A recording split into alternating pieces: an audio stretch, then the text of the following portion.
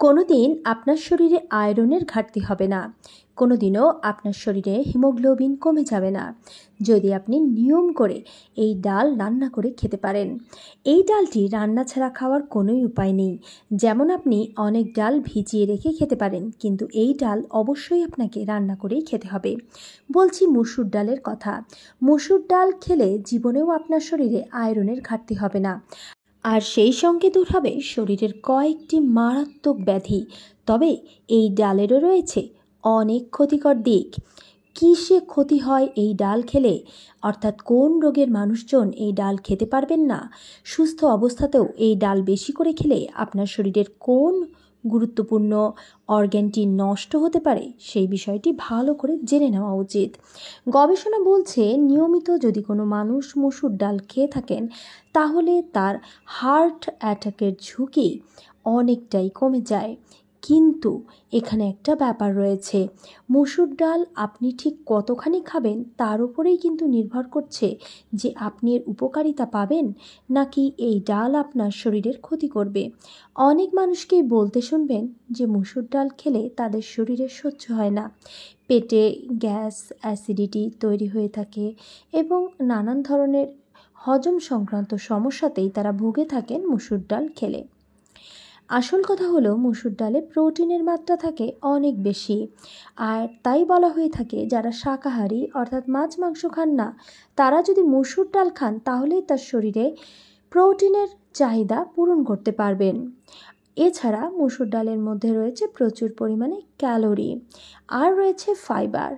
তাই বলা হয়ে থাকে যদি আপনার শরীরে ডায়াবেটিসের মাত্রাকে নিয়ন্ত্রণ করতে চান তবে অবশ্যই মসুর ডাল খেয়ে নেবেন। এছাড়া মসুর ডালে আছে গুরুত্বপূর্ণ উপাদান ফোলেট, আছে ম্যাগনেসিয়াম এবং আরও রয়েছে এতে ক্যালসিয়াম। অনেক মানুষই হয়তো জানেন না যে ম্যাগনেসিয়াম শরীরের সর্বত্র রক্ত, অক্সিজেন এবং পুষ্টির প্রবাহকে ত্বরান্বিত করে, অর্থাৎ আপনার সারা শরীরে যাতে এই রক্ত, অক্সিজেন এবং পুষ্টি ছড়িয়ে পড়ে সেই কাজটা কিন্তু ম্যাগনেসিয়াম করে থাকে। মসুর ডালে উচ্চমাত্রার একটা দ্রবণীয় ফাইবার থাকে যা রক্তের কোলেস্টেরলকে কমাতে সাহায্য করে। আবার এটি শরীরের কোলেস্টেরলের মাত্রাকে কমিয়ে আপনার হৃদরোগ এবং ব্রেন স্ট্রোকের ঝুঁকিকে কমিয়ে নিয়ে আসে। অন্যদিকে ধমনীকে পরিষ্কার রাখে, জমাটবদ্ধতা দূর করে। মসুরের ডাল কখনোই খারাপ কোলেস্টেরলকে বাড়ায় না, বরং ভালো কোলেস্টেরলকে আরও বাড়িয়ে দেয়। মসুর ডালে প্রচুর পরিমাণে ফাইবার রয়েছে, তাই বুঝতেই পারছেন যে মসুর ডাল খেলে আপনার কোষ্ঠকাঠিন্য প্রতিরোধ হবে। তবে একটি ব্যাপার এখানে না বললেই নয়, যে যাদের কিনা বহুদিন থেকেই খুব বেশি কোষ্ঠকাঠিন্যের সমস্যা রয়েছে, যাদের কিনা পাইলস বা ফিস্টুলা রয়েছে, অনেক সময় কিন্তু মসুর ডাল খেলে তাদের এই সমস্যা আরও বেশি হয়ে যায়।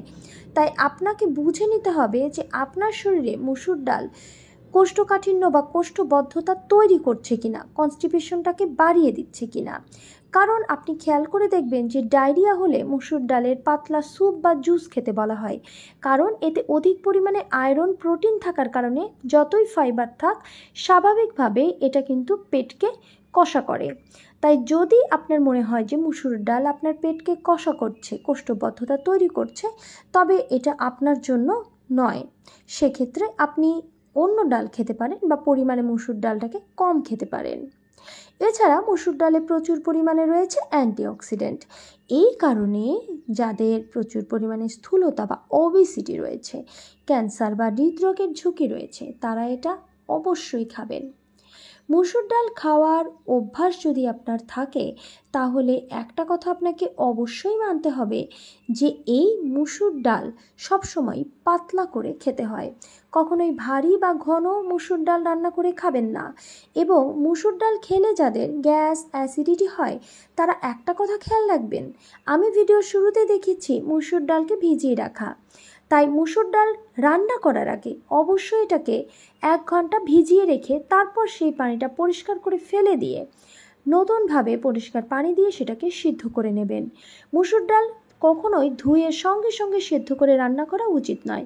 এতে গ্যাস, অ্যাসিডিটি, বদহজমের সমস্যা অনেক বেড়ে যায়।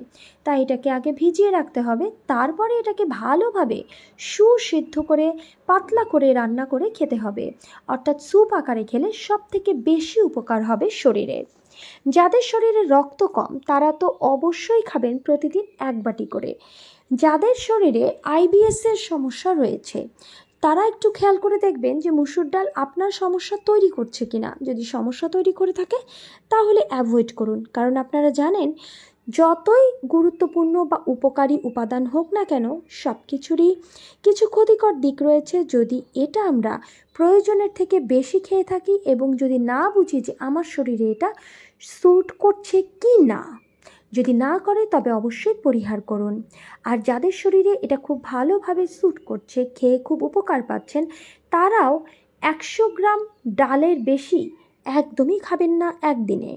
অর্থাৎ আপনার জন্য 100 গ্রাম ডাল, এবার এই 100 গ্রাম ডাল আপনি রান্না করে সেটা 2 বাটি বা 3 বাটি প্রয়োজন অনুযায়ী তৈরি করে সারাদিনে অল্প অল্প করে খেতে পারেন, কোনো সমস্যা নেই। অনেক সময় দেখা যায় যে মুসুর ডালে প্রচুর পরিমাণে যেহেতু প্রোটিন রয়েছে তাই ডায়েট লিস্টে সবাই এটাকে রেখে থাকেন। তবে এটাও ঠিক যে মুসুর ডালে যেহেতু প্রচুর পরিমাণে অক্সালেট রয়েছে তাই অক্সালেট থাকার কারণে কিডনির সমস্যা বাড়তে পারে মুসুর ডাল খেলে। উল্লেখযোগ্যভাবে বলবো, যদি কোনো মানুষের শরীরে এমনিতেই কিডনির জটিলতা থাকে বা তার যদি কোনো কারণে ক্রিয়েটিনিন বেশি থাকে আর সেই অবস্থাতেও যদি তিনি মুসুর ডাল খেয়ে থাকেন তাহলে তার কিন্তু শরীরে আরও ক্ষতি হবে, অর্থাৎ কিডনি কিন্তু আরও বেশি কম কাজ করতে থাকবে। এছাড়া যাদের গাউট বা ইউরিক অ্যাসিডের সমস্যা রয়েছে, ইউরিক অ্যাসিড শরীরে বেশি, তারাও কিন্তু মুসুর ডাল বাদ দিয়ে দিবেন, কেননা এতে রয়েছে প্রচুর পিউরিন। এই পিউরিন শরীরের জন্য তখনই ক্ষতিকর যখন আপনার শরীরে এমনিতেই প্রচুর ইউরিক অ্যাসিড রয়েছে। তাই এই ইউরিক অ্যাসিড বেশি থাকলে, গাউটের ব্যথা থাকলে মুসুর ডাল একদমই বাদ। তাহলে বুঝতেই পারছেন কোন অবস্থায় মুসুর ডাল আপনাকে বাদ দিতে হবে। এছাড়া আমি একটি কথা এখানে যোগ করে দিচ্ছি, একদম ছোট থেকে বৃদ্ধ বয়স্ক যদি কোনো মানুষের শরীরে মুসুর ডাল ক্ষতিকর না হয়, তার গাউট বা তার কোনো কিডনি ডিজিজ না থাকে, তার শরীরে যদি ইউরিক অ্যাসিডের মাত্রা বেশি না থাকে, যদি মুসুর ডাল তার কোষ্ঠবদ্ধতা তৈরি করে না থাকে, তবে তিনি সপ্তাহে অন্তত 5 দিন মুসুর ডাল খেতে পারেন। তবে মুসুর ডাল খাওয়ার 3 ঘন্টার মধ্যে দুধ ও দুধ জাতীয় জিনিস খাবেন না, কারণ এমনিতেই এটা উচ্চ প্রোটিন সমৃদ্ধ জিনিস, আর এর থেকে বেশি প্রোটিন সমৃদ্ধ বা সমপরিমাণ প্রোটিন সমৃদ্ধ জিনিস পাশাপাশি খাওয়া শরীরের জন্য মোটেও ঠিক হবে না। তাই বুঝে খান এবং নিয়মিত খান, আশা করি সুস্থ থাকতে পারবেন। ধন্যবাদ। ভিডিওটি ভালো লাগলে শেয়ার দিন এবং নিজে অ্যাপ্লাই করুন নিজের জন্য।